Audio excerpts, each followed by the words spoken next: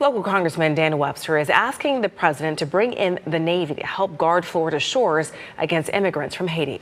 The lawmaker fears a wave of migrants will try to reach the Sunshine State. And as West 2 News political reporter Greg Fox shows us, we're starting to see that happen as the gang violence in Haiti worsens.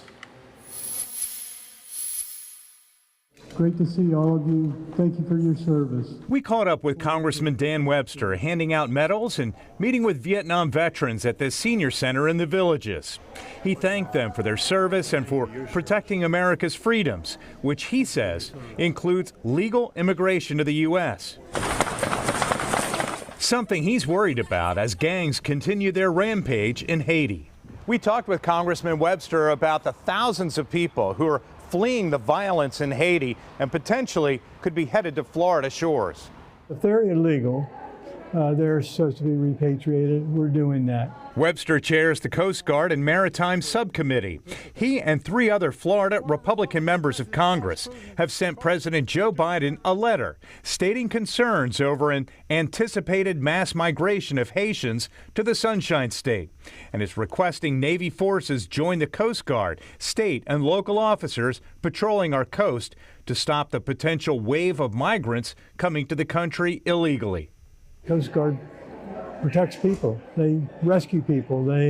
But we don't want to see anybody that's sort of a person that we don't want to have here come over and do damage to America. So far, it's not happening in the waves Webster predicted, but illegal crossings are happening. 2 weeks ago, Fish and Wildlife officers stopped a boat off Brevard County that had 25 Haitian immigrants with guns and drugs.